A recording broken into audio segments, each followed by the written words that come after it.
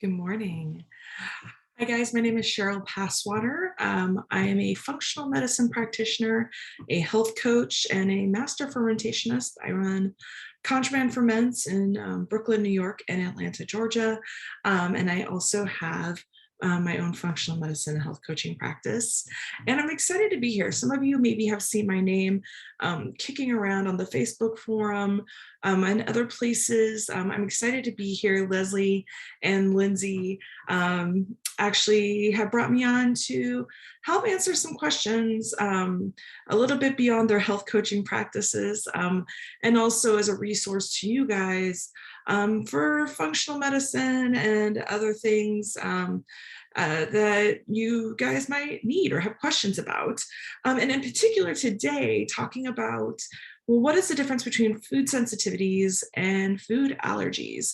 So I'm going to go a bit into that today and sort of break it apart, make it make sense a little bit more, hopefully. And then also just a few great tips for thinking about, well, how are we optimizing our digestion and how do we just improve some of our overall health, excuse me, while I'm sort of sorting through things and reactions that I might be having in my body and so forth. Because reality is there's a lot of misconception and a lot of misunderstanding behind food sensitivities and food allergies. And so let's get started. I'm going to share my screen here. And oops, I'm going to share my screen. And hopefully this will work for you guys. There you go. So I wanted to actually break apart these two things into different categories because pegging down food sensitivities can be really tricky. Pegging down food allergies can be really tricky. But the big things to sort of highlight here is food allergy is things that really become like a perceived threat. You have an immediate reaction. So think peanut butter. We have kids who, or even adults who have such peanut butter allergies that you have to have an EpiPen around, and then you stick them when they have such an anaphylactic reaction, or maybe they need to be hit.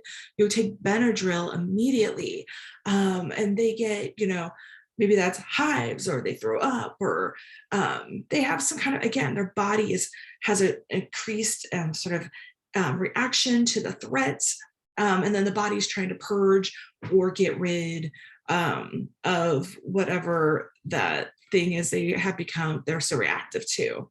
Now, when we think about things like the immune system, right, because all allergy and sensitivity is the immune system. It's the immune system sort of trying to make sense of what's going on. And it's saying, I like something or I don't like something. And we have different kinds of antibodies in our immune system. Maybe you've heard of these, maybe you haven't. So we have what are called our IgG antibodies, and we have IgA and IgE and even IgM antibodies and so forth. And they all kind of tell us different things, whether it's about the mucous membranes or whether that's about other sort of, intolerances or ways of flagging. But in the case of food allergy, really what that's measuring is what are called our IgA antibodies. So our IgA tells us that there is a perceived threat, that there is a severe reaction, and that really affects the mucous membranes and the gut lining. In particular. And I think it's just a good, kind of reminder that our gut, it's a big, long sort of donut tube. And in that tube, we have about a 1 millimeter thick lining. And that lining can break down over time. That's part of the reason people can become so reactive to foods. And so we have this beautiful tube with this lining inside. And then that is actually filled with hairs, or what are we called villi and microvilli. And those hairs are actually really well tight pressed together. And what happens is when the body is hit with foods that is reacted to, now that can be allergy, that can also be food sensitivity, but also things like certain medications, birth control, NSAIDs, even PPI drugs, so forth, can really mess with those villi, mess with those tight junctions that line the gut. So we see that any kind of stress, even environmental stress, whether that is, heavy metal toxicity or mercury fillings, mold or mycotoxins, and so forth, they break down that lining. And I always, like to tell my clients, it's never just one thing that triggers food allergy or food sensitivity. It's usually a series of things. And our microbiomes are so important to that. We need exposure in the world to bacteria. We need to be digging in soil. I know in the group, we talked a lot about eating fermented foods, which can be great for a lot of people, but there are some exceptions to the rule, as there always are. And so we want to be sort of having a bigger, thought bubble around allergy and sensitivity. And we know that oftentimes in food allergy, sometimes it's not even the immune system that's freaking out. Some people can have lactose allergies, sensitivities, or allergy to things like dairy, and they might not even have an IgA or an IgG antibody response, but they might have an IgE response. So this is where allergy testing gets really tricky, because you really have to know, like, well, what part of the immune system are we looking at and what parts are we not? Because that can give us a lot of answers. And, and if we think about things like food sensitivities are actually the IgG antibody mediated part of the immune system. And so what it's saying is, I'm irritated. I'm having an inflammatory response. I may not be having an anaphylactic reaction to something, but what I am having is maybe it's joint pain or brain fog, psoriasis and eczema, right? There's all these different things that start to sort of pile up, these little symptoms or things that sort of nag us that we don't necessarily think a lot about, but actually can be really big signs of food sensitivity. And what we see with food sensitivity is a high level of IgG antibodies due to high consumption of foods. And I'll use myself as an example here. I recently had my own food sensitivity panel, and I know that I am sensitive to gluten. I'm genetically a DQ2 and DQ8 for celiac disease. I don't actually have celiac disease. However, my genetics there for it. I just don't tolerate it well. And so I stay away from it. But what was interesting is I recently did this panel and I found out that I actually have a severe IgA and IgG reaction to eggs. I have both the sensitivity and allergy. And so for me, removing those foods became really important. But also, I had a sensitivity to bell peppers, and I was eating bell peppers a lot. They were kind of a staple in my house. And I kept having all this nagging joint pain, and I couldn't figure out why. To figure out, oh, it wasn't something else or some outside source. Man, 6 months after clearing and just pulling eggs and bell peppers out of my diet, my joint pain went away. I saw my thyroid antibodies come down. I saw my IgG sensitivities come down, and that inflammatory response in my body has started to reduce. And then 6 months later, I went to have a curry. And my wife ordered curry for dinner one night and forgot to have them, not put bell peppers in it. I decided to not eat the bell peppers, but just kind of pull them out and give it a try. And within, 6 to 8 hours, my joints were totally inflamed and sore. And really what that told me is I probably have a little bit more than a food sensitivity. I probably have more of an allergy to that food, because the gold standard for allergy and sensitivity is actually just an elimination, to eliminate foods entirely for a period of time to see how the body works. Now, food allergy and food sensitivity testing, it's not perfect. We have amazing testing. It can be really helpful and really insightful. It can be a really good guide for starting to heal the gut. Um, but also, we have to order those tests with what's called complement, which helps to reduce false negatives. But also, we have foods that are cross reactive foods. So, example, if you're allergic to something like latex, you might have something like bananas show up on your food sensitivity panel. Now, you may not actually be sensitive to bananas, but through what's called molecular mimicry, meaning something looks to the body similar to another thing, you could be reactive.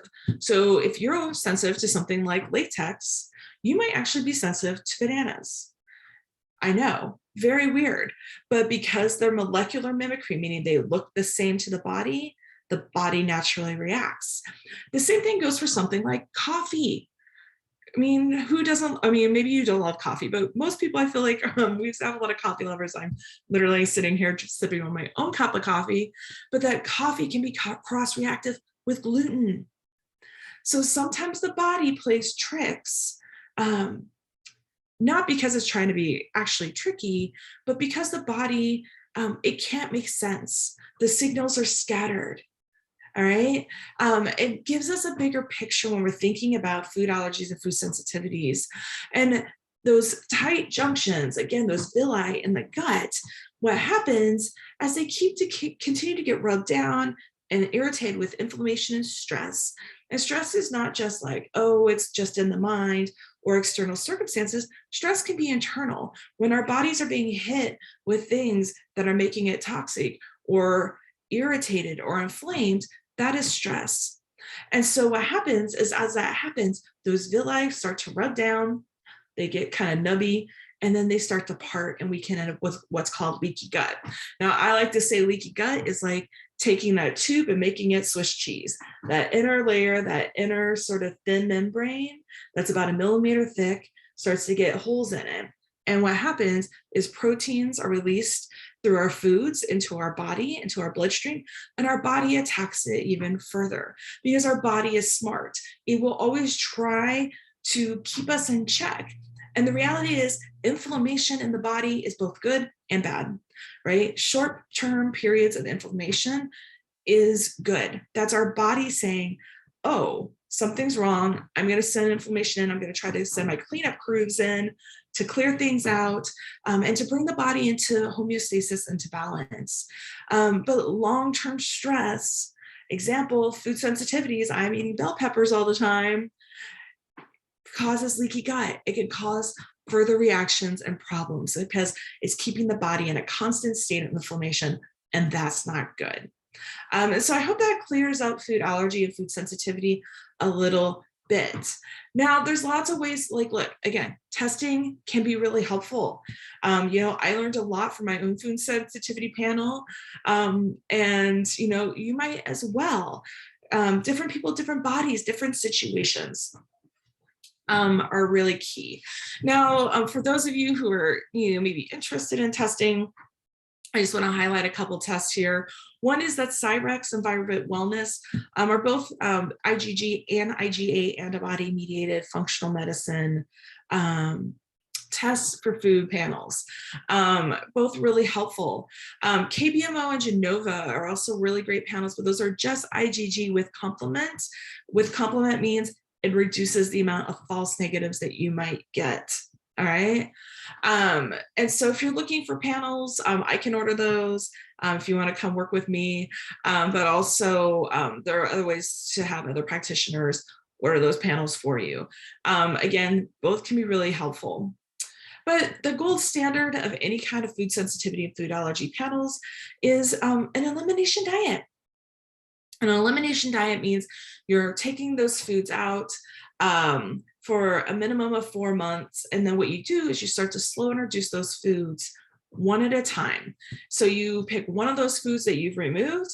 So if you suspect that you've been sensitive to broccoli, or you suspect that you're sensitive to gluten, or you suspect whatever it is, you introduce that food with a full serving of it twice a day for 3 days in a row. So if I was sensitive to broccoli, I would have broccoli twice a day, a full serving of it for 3 days in a row. And then I would just pay attention for signs of inflammation. Do I have brain fog, joint pain, eczema? Maybe my sinuses feel congested. Can't stop clearing your throat, right? That little, maybe it's neurological issues. Maybe you struggle with things like ADD or ADHD or anxiety. Those are things that can sort of kick up headaches and acid reflux, having strong fatigue where you just feel like you can't get it together, you can't really get off the couch.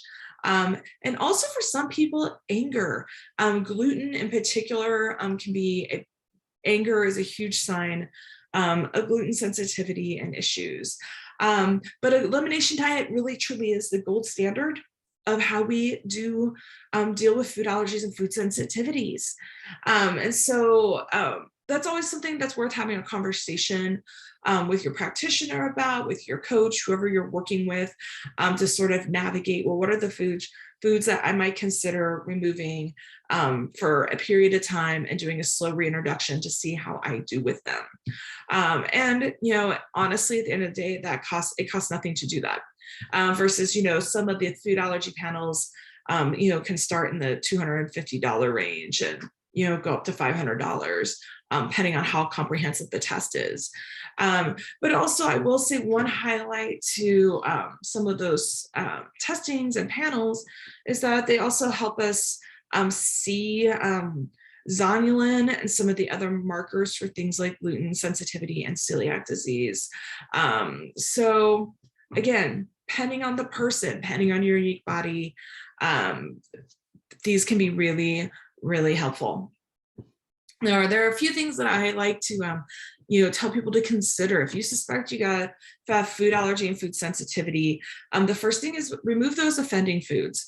If you're not sure what those offending foods are, maybe consider starting with the 5 sort of big top ones, which are gluten, dairy, corn, eggs, and nuts, and sort of removing those and seeing how your body feels. For some people, that might be something like nightshades. You might be sensitive to bell peppers and tomatoes and eggplants, and these are sort of nightshade foods, especially if you're dealing with a lot of joint pain that won't go away. That might be something. And also, if you do a food sensitivity panel and elimination diet, and you start to realize that your symptoms are clearing up, make note of it. Keep a little food journal, really see if you can pinpoint down, well, what's happening in my body. So really that elimination diet. Other steps to consider taking 3 grams of L-glutamine daily on an empty stomach. You can get really good L-glutamine powder. Biotics Research sells it, and a bunch of other great companies. You might even also just be mindful of having things like bone broth, or having collagen, gelatin, mucilaginous foods, okra, slippery elm bark as a tea, marshmallow roots. These are all things that are mucilaginous foods, meaning they get slimy. They help to heal and sort of fill in those holes in that gut membrane, right? When the gut gets like Swiss cheese, but also just to help give it a little bit of a buffer. Really good calming foods, really great for the gut. Checking your vitamin D status. We know that suboptimal vitamin D in the body is a major precursor to leaky gut, and so forth. So really checking your vitamin D status. Now you want your vitamin D to be ideally between 30 and 50. And really on the higher end of that, if possible. If you are somebody, then you're struggling with diagnosed autoimmune disease, whether that is a Hashimoto's, or maybe you have psoriatic arthritis, or other kinds of autoimmune, you want your vitamin D status to be between 60 and 80. All right. So really, guys, check your vitamin D. Don't take just vitamin D on its own. You really need vitamin D3 with K2. And then you want to make sure you're taking magnesium. Magnesium is responsible for the uptick of vitamin D. get outside in the morning. It doesn't matter how cold it is. If it's in the winter, like make sure you're going outside, getting sun on your skin, your eyeballs, as much as possible. If you're somebody who has even things like an infrared lamp, that'll help sort of stimulate your mitochondria and give you some support. For some people, that's, they like to have a happy lamp and things also. But really, the sun, getting sunlight every day is really fundamental, and making sure your magnesium is well taken care of. Other things I like to recommend, taking a good daily probiotic. Now, not all probiotics are made the same. I'm a big fan of the company Microbiome Labs and Metagenics. They both have really fantastic probiotics. Those are two of my personal favorites, but there are other great companies out there that are doing good probiotics. Avoiding eating gluten entirely. As much as we love gluten's tasty, right? It's tasty, it's yummy, we may love it. About 98% of the wheat crop in the United States is genetically modified. We are not using heirloom wheat, and even the barley and rye, it has quite a lot of GMOs, but also they are highly sprayed with what's called glyphosate. Glyphosate is in Roundup. And so I encourage you guys to really cut the gluten. I know, I love fermentation. I love making a sourdough, but if you're struggling with autoimmune stuff, gut stuff, really cut the gluten 100%. Check your salad dressings, check the things that are in your cabinets. When you're going out to restaurants, make sure you just ask a lot of good questions. But 100% elimination of gluten is really fundamental. Avoiding alcohol and sugar, in particular, those feed inflammation. All right, we want to calm the body, and so having a lot of those inflammatory foods and drinks really, again, it's like pouring gas on a fire. And then again, certain medications, NSAIDs, PPIs, birth control, etc., can really mess with the gut. Now, I'm not saying go cold turkey. Obviously, check in with your doctor. I'm not advising anybody to just just take, not taking medications. But before you reach for the bottle of Tylenol or Advil, you might want to consider other alternatives like white willow bark or magnesium if you have a headache and things like that. We have a million options out there in the world that don't hurt the gut. All right, so bigger things to kind of consider. All right, now I just want to take a minute. I'm going to stop sharing my screen just to talk about, well, what are the things I can consider, Cheryl? Like, I'm thinking about my gut. I'm thinking about, I'm going through this program. I'm cleaning up my diet, I'm getting more movement, I'm doing all these wonderful things for myself. So, I always tell people gut health also begins with a lot of basic fundamentals, one of those being what we call eating hygiene. So just things to keep in mind, which are, taking the time to sit and eat a meal, right? Not being,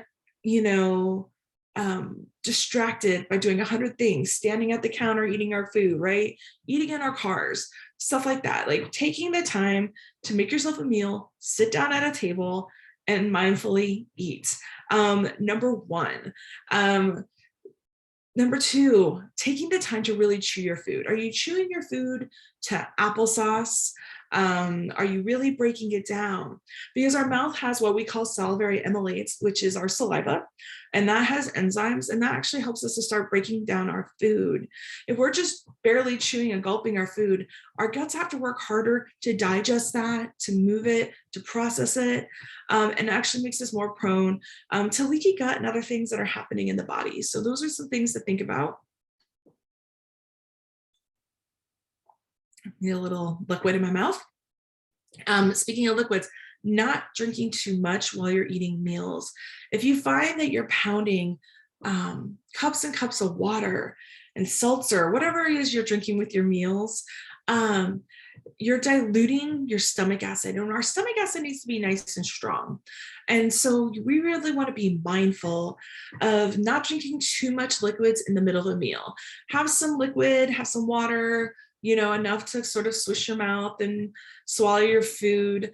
But, again, if we're going through major cups of liquid, we're diluting the stomach acid. So we're actually minimizing the body's ability to break down food and ward out any potential foreign invaders in the process. And then, not eating too close to bedtime. You guys we want to have at least 2-hour window before we go to bed, where we do not eat and consume foods. In fact, I'm really kind of stretching. We don't want to, when we sleep, our body is regenerating itself. And so if we eat late at night, our guts are still working. Our body still has to work to process that food. And so really at the end of the day, we're not sleeping as well because our bodies are still working, but we're supposed to be in a parasympathetic state of rest when we sleep, and the body heals when we're sleeping at night. So really being mindful of avoiding those late night meals, avoiding, bunch of late night alcohol, things of that nature, really getting good sleep and rest so our bodies can do what they're meant to do. And then making sure you're having bowel movements. It's a fundamental in life. I probably have more conversations about people's poop in a week than I do probably any other topic. But really making sure that you're having 1 to 3 bowel movements a day, that they are smooth, that they are soft, that they are well digested. If you're finding that you have food and particles and pieces in your bowel movements, that's usually a sign that your stomach acid isn't optimal, but also maybe you're not chewing your food well enough. So something else to sort of keep in mind, having gratitude. Sitting down before a meal, have gratitude for your farmers, for the person who made the meal, for however it is you obtained your food or whatever it is you feel like you want to have a moment of gratitude for that day. So, about bringing mindfulness to our eating. And these are all things that help with gut health. And, there's so many things we could go over, but that's just a few of my favorites, things to sort of keep in mind, in our day-to-day living so that we can improve our overall health. So I hope this was helpful for you guys. And I'm happy to answer any questions. You can always post them on the forum, tag me in it just so I see it. You can also find me at CherylPaswaterFunctionalMed.com. Or at contrabandferments.com. You can follow us on Instagram. I also co-host a podcast called Peeling the Onion Podcast. It's a little podcast on health and wellness. So you guys might find some lovely gems there. And I hope this video was helpful for you. And again, if you have questions, please let me know. And I hope that this finds you well and happy. And I will talk to you guys again soon. Thank you.